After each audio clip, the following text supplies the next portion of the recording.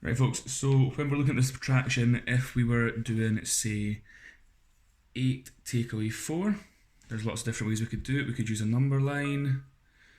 8, 7, 6, 5, 4, 3, 2, 1, 0.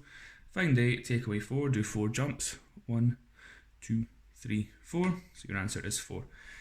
I'm not going to go over that too much because we can do that. And if you're struggling, get a parent to help you make a wee number line or use a ruler, anything like that, okay? Want to really focus on the actual borrowing side of it today. So if you had, for example, 44 subtract 28. Again, there's lots of different ways that you can think about doing this. You can either you can use your number line. You can do 44 dots if you really wanted, and then take 28 of them away and count to see how many you've got. Or I know that some of you are preferring to use the chimney sum method just now, so that's what we'll have a wee look at. So you always need to put your first number at the top. So you can see that we're doing 44 take away 28, not 28 take away 44. So I'm just going to rewrite this over here, 44 subtract 28. You can see that I've laid this out in a way that I can clearly see my ones, I can clearly see my tens. It's not all jumbled up. I know what my ones are and I know what my tens are, don't I? So I'm going to look at the top number and say, right, can I have 4 take away 8? And if I've only got 4, I can't take away 8. So I'm going to have to borrow from the tens over here. And when I borrow from the tens, I'm going to take a whole 10 away from it. So I'm now only going to have 3 tens. And that 10 that I've borrowed is going to come over here. It doesn't change until 1, it stays as a 10. So we now have 14 take away 8. And we know that 14 take away 8 is 6. Then we looked at our tens column. Although it says 3 take away 2, we know that that also means 30 take away 20. But we can work out easier as 3 take away 2 if you'd rather. So 3 take away 2 is 1. So your final answer there is 60.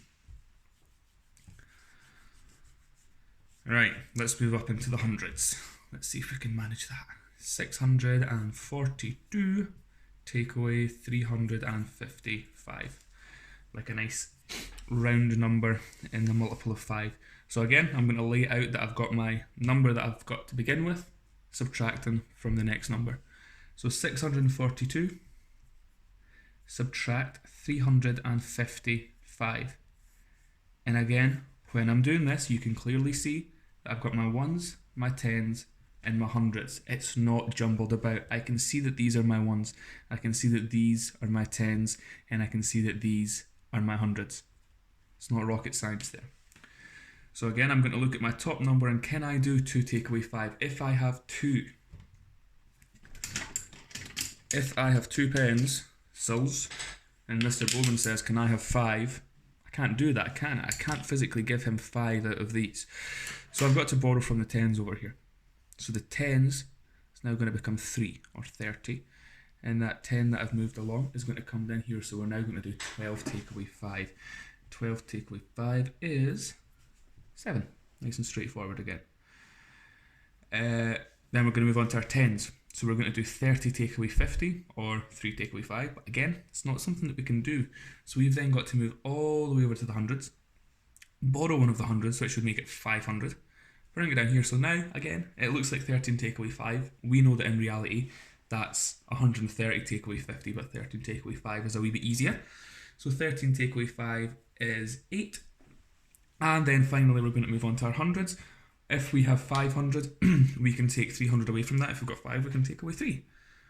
So we can put that as 2. So our final answer there is 287. I'm going to do one more that I'll just show you with the extra hop, because actually if you can do subtracting in the hundreds with borrowing, you can do subtracting in the gazillions. It's super straightforward and it is just following a routine. So let's do 6,327 take away 2,435. So again, I've laid that out so that I've got my ones, my tens, my hundreds, and my thousands. So I'm going to look at my first one up here. Move that down a little bit so that you can see it. 7 take away 5. We don't actually have to borrow with this because we know that if we have 7, we can take 5 away. 1, 2, 3, 4, 5. And we have 2 left. So I don't have to borrow from the 10s here, so the 10s are left nice and safe. But then when we move on to the 10s, we need to think, right, if we've got 2, can we take away 3? We can't, can we? So we need to borrow from the hundreds this time. So we're going to have 2 hundreds, then we're going to have 12 10s, take away 3 10s, which is 9. And then we're going to move on to our hundreds. We can't do 2 take away 4, so we're going to have to go all the way up to the hundreds, borrow from the hundreds, and once we've borrowed from the hundreds, it's got to come back down here. So we're going to do 12 take away 4, which is 8, 5 take away 2, which is 3, and your final answer is that. Although I'm not using a ruler, you can see that I'm still laying this out really neatly, not because I'm being annoying about it, but actually it's so much easier to understand with that. Alright? Okay, any questions? Give me a shout please, folks.